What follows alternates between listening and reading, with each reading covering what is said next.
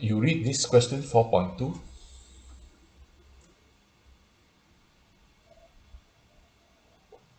True or false? In general, the magnitude of acceleration of the object is determined by the magnitude of forces acting on it.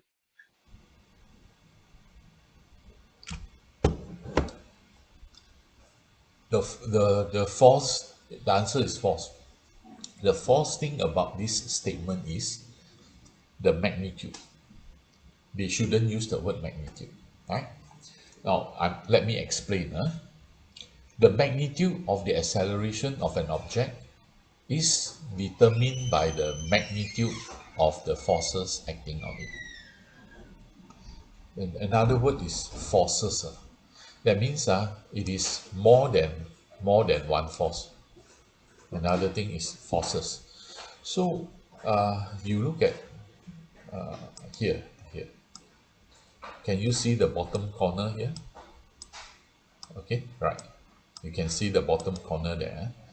Now, let's say there are two forces acting on it. They are actually quite big.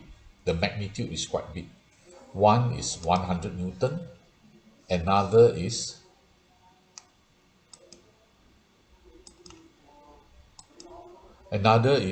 90 Newton, 100 Newton and 90 Newton.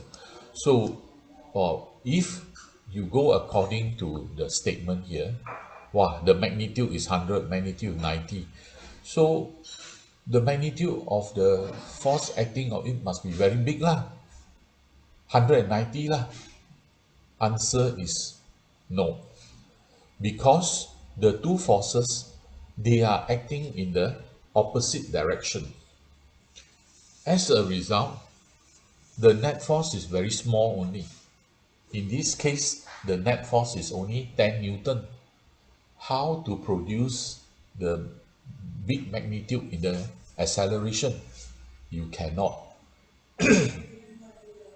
Okay, so the first point that make the statement false is because the forces can be acting in different direction.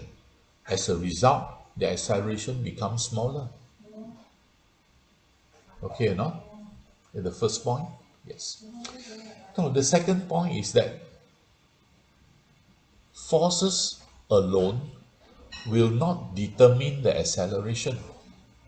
The forces acting on it will not determine the acceleration because the acceleration is also controlled by the mass, by the inertia of the object. If the mass is very big, and if you have a reasonably big force, it will not produce a big acceleration also. A big force doesn't mean that it will produce a big acceleration because the object that you are acting on may have a very big mass. It may be very heavy.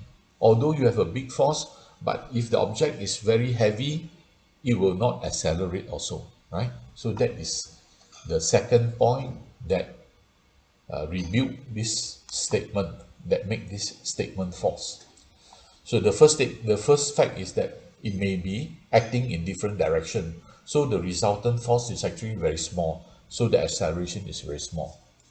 The second point is, although you may use a very big force, but because the object is very heavy, it will not accelerate. That is the thing. Okay?